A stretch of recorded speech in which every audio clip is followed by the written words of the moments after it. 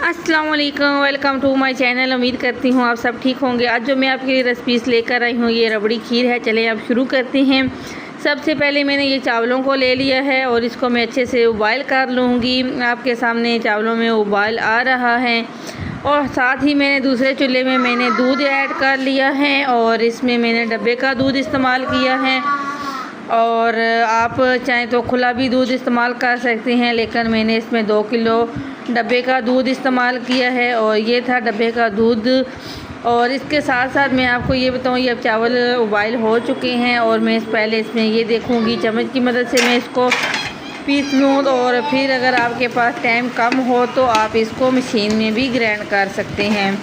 तो ये खीर बहुत ही कम वक्त में बनकर तैयार हो जाएगी। अब मैं इसको मशीन में ग्राइंड करने लगी हूँ और इस दूध अभी तकरीबन उबाल आ चुका था। इसमें मैंने अब ये चावल जो मैंने ग्राइंड किए हैं सारे इसमें मैं ऐड कर दूँगी। और जब ये सारे ऐड हो चुके हैं तो आप इसमें चम्मच के साथ अच्छे से मिक्स कर लें ताकि कोई भी गुठली बाकी ना रहे, और अच्छे से मिक्स करें और उसके बाद इसको पकने के लिए रख दें। तो आपने कम से कम इसको 15 से 20 मिनट तक आपने इसको पकने के लिए रख देना है। फुल आंच कर दीजिएगा और इसको अच्छे से जब ये खीर का कलर चेंज हो जाए तो आपने फिर इसमें चीनी ऐड करनी है। चीनी आपने पहले ऐड नहीं करनी, ये खीर नीचे लग जाएगी। तो आपके सामने ये सारी अब गुठलियाँ ख़त्म हो चुकी हैं और खीर में अच्छे से उबाल आ रहा है। मैंने फुल आंच की हुई है और अच्छे से उबाल आ रहे हैं। तो कम से कम 15 से 20 मिनट बाद इसको आपने देखना है और इसको इस तरह आप करते रहें तो इसका ये कलर चेंज भी हो जाएगा और दूध खुश्क हो जाएगा। अभी ये देखें खीर घनी हो चुकी है। इसमें मैं अब चीनी ऐड करूँगी। तकरीबन मैंने इसमें आधा किलो चीनी ऐड की है। आप अगर मीठा कम ज़्यादा खाते हैं वो आपके हिसाब पे है, आप कम ज़्यादा भी कर सकते हैं। तो इसको मैं अब अच्छे से मिक्स कर लूँगी 10 से 15 मिनट। अब फिर मैं इसकी लो फ्लेम में इसको पकाऊंगी और ये साथ साथ जो मलाई है ये आपने भी उतार लेनी है। तो इससे भी बहुत मज़े की ये मलाई होती है, बहुत अच्छा टेस्ट आता है। तो ये जब पानी बिल्कुल खुश्क हो जाए, मतलब तकरीबन घनी हो जाए, तो आपने चूल्हा बंद कर देना है।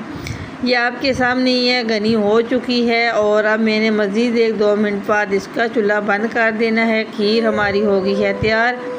इसमें खीर में ये ज़रूर होता है दूध इसमें ज़्यादा ऐड किया जाता है, कम दूध में खीर का वो टेस्ट नहीं आता, इसलिए मैंने इसमें दूध ज़्यादा ऐड किए है। और चावल आपके सामने थे, मैंने 1 कप चावल इसमें ऐड किए हैं।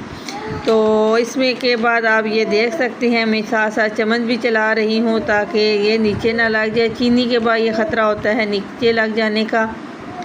तो अब ये मैंने खोया लिया है और इसमें ये खोया ऐड कर दूँगी। रबड़ी खीर में लाजमी खोया ऐड किया जाता है। अगर आप रबड़ी खीर ना बनाएं, नॉर्मल खीर इसी तरह ही बनती है। वो आपके सामने बन चुकी है, आपने इसको तैयार हो चुकी है, आप खा सकते हैं, बहुत ही मज़े की है।